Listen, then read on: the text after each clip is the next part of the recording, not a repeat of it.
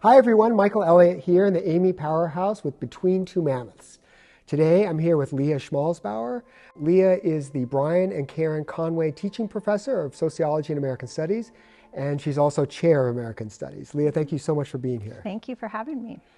So you've been teaching Sociology and American Studies here at Amherst for about a decade? Yeah, 10 years. 10 years. So what's changed? What have you seen shift over time with our students? So I teach most of my classes focus on inequality, and I think what has changed is their commitment to move beyond the critique. So I see students much more interested in policy and thinking about, okay, so we understand the problem, the complexities of the problem, what can we do now? And there's more urgency, I think, to be actors in a solution. And they're both radical thinkers and also really pragmatic. And the other difference, I think, is that there's such an interest in community engagement. And so I see students who really want to take what we're talking about in class and connect with our local community, with the global community, and think about ways to make those connections and to really broaden the classrooms. They understand the complexities of the politics and also how long change can take. So understanding the patience, I think that's always hard for students who are here for 4 years and they want to see change now, and to understand that there are people who've been working on issues for years, decades. Patience is hard for presidents too. So I can imagine. You are also a prolific researcher, and your most recent book, Meanings of Mobility, really talks about the experience of Latino, Latina students, and you worked with Amherst College students, students and their families, and spoke with them.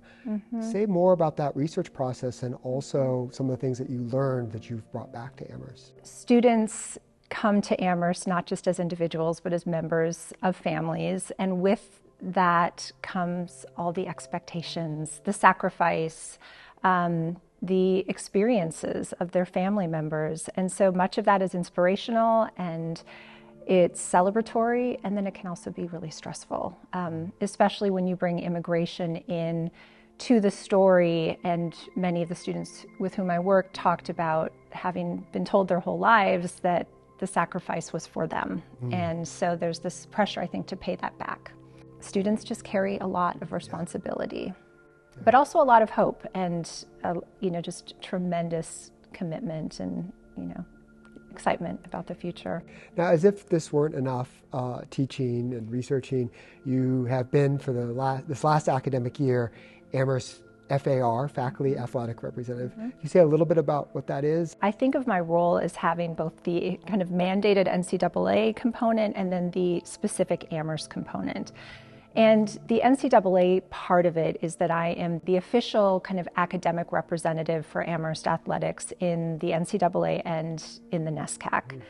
And that I'm also the faculty member who is charged with just keeping an eye on athletes' academic well-being and how they're partnering their academics and their athletics. But the other more Amherst-specific component is that I'm working really hard as a bridge builder on campus and trying to be a part of the, I think, really well-established team that's underway that's trying to ease social divisions between athletes and non-athletes, between coaches and faculty, and that's been a really meaningful part of what I do. That's great. Well, let me ask you one last question. So you're one of these faculty members that I see everywhere, on the sidelines of games, in the gym, walking to class, in the library with students.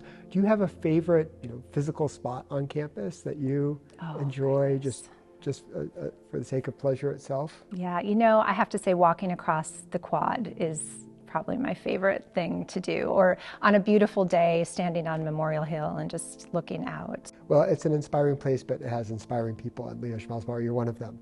Thanks for being with me here today on Between Two Mammoths. Thanks so much.